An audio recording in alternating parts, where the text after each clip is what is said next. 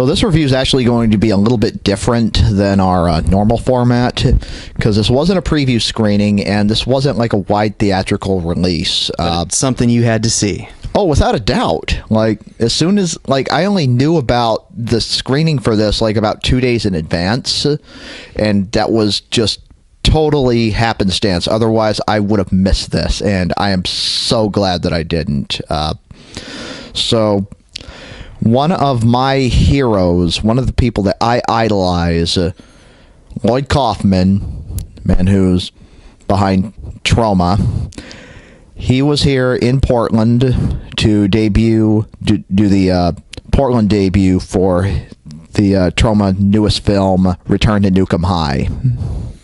Yes, he was, and I gotta admit, I'm very, very new to Troma. I've only seen Toxic Avenger. That was back in '86, I believe, and I just remember thinking throughout this movie, I don't know if I'm going to be able to finish it, because the picture quality is just, you know, I don't know if I've seen an '80s movie kind of look that grainy, but yeah, I can say for this one, and we heard after the show that they ended up using good cameras. Yeah, they used an Arri digital camera.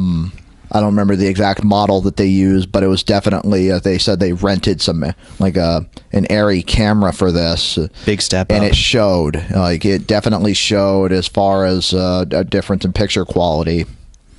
Yeah, and I gotta say, with the night that I was having a couple nights ago, this was actually very welcome. Yeah. Very welcome. Went to see this. I kind of had an idea, you know, Troma is about certain things, and they'll do it over and over again. Yes. And the fans will keep coming back, but that doesn't mean they mail it in necessarily. No, they don't.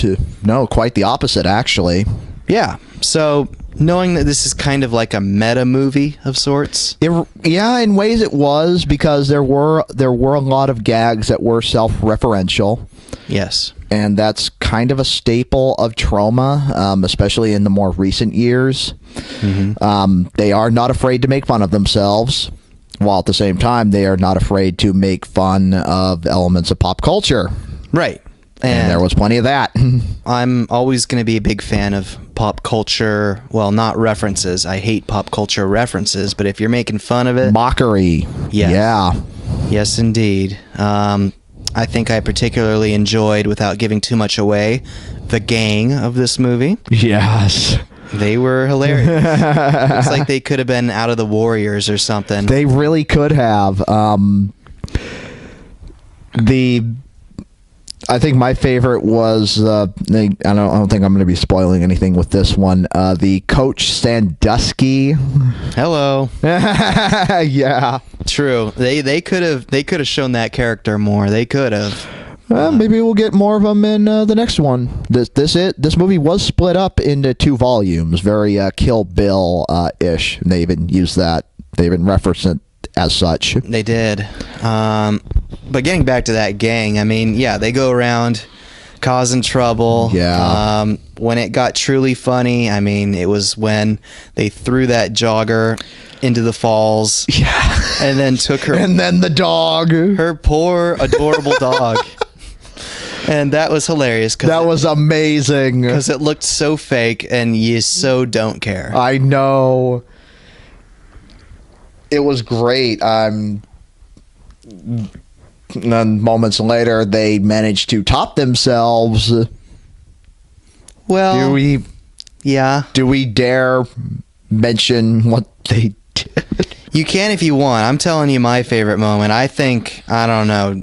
I don't even know if that was even necessarily my favorite moment, per se. Well, I'll tell you my absolute favorite moment. It's, I mean, okay, this isn't giving anything away. It happens at the very beginning. The narrator is Stan Lee. Yes. And then his eyes go green. Yep. They freeze frame it and then zoom in on the freeze frame. And that was so funny. And I think it was so cool of Stan Lee to do that. I was already into the movie when I saw that. Yeah, there's a lot of interesting cameos in this movie. One of the Troma mainstays that you will see is Lemmy from Motorhead.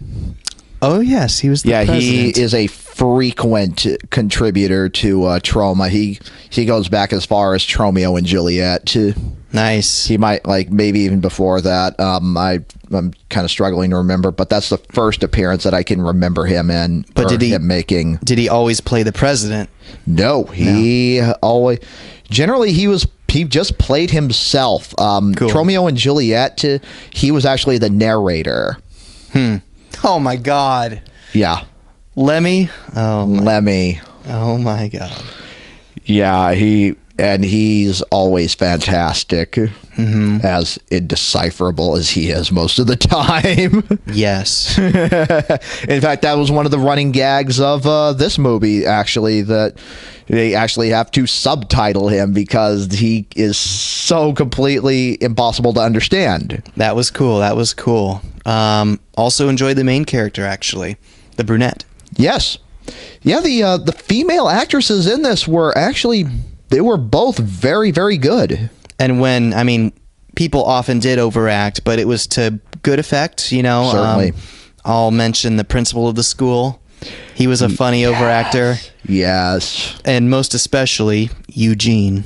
Yes. Oh my God, this guy. They could have made him an annoying jock. Yep. They just make him stupid. It was great. But he doesn't refer to himself in the third person because he's arrogant, because he's stupid.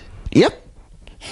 Eugene is confused. Oh God. Oh God, that scene. Yeah. Yep. And then Oh, never mind.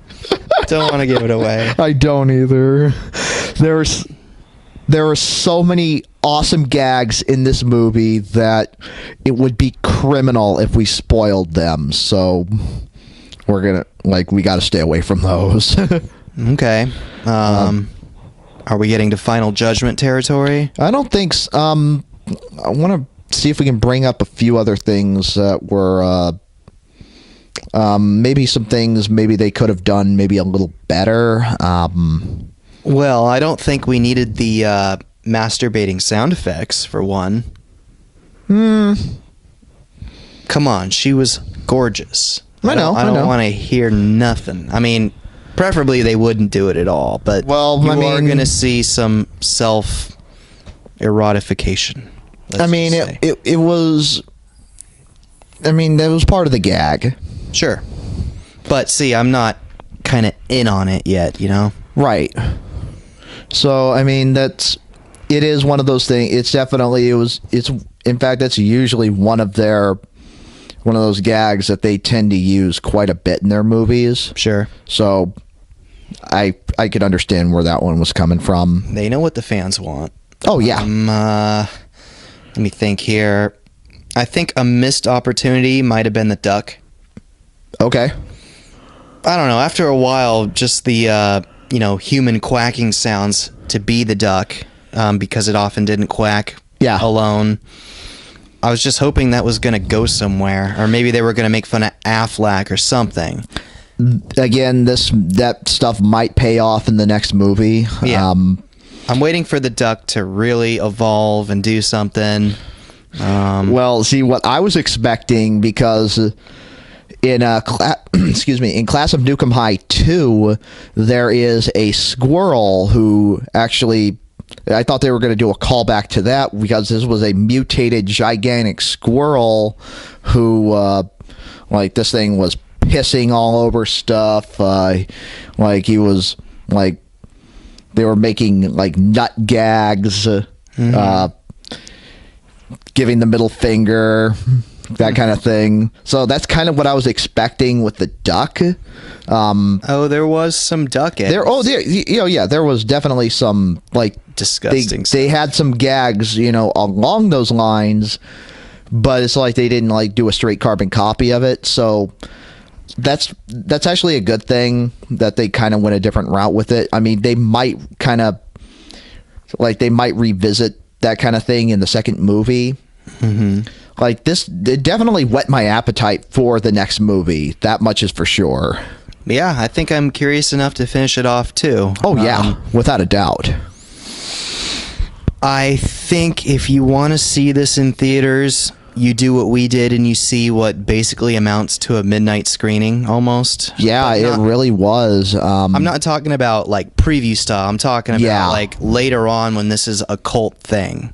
Those kinds of midnight screenings. Otherwise, well, we had the pleasure of actually, because, you know, Lloyd was actually, you know, in attendance for this, and so we had the Q&A at the end of the movie. We had some introductions before the film.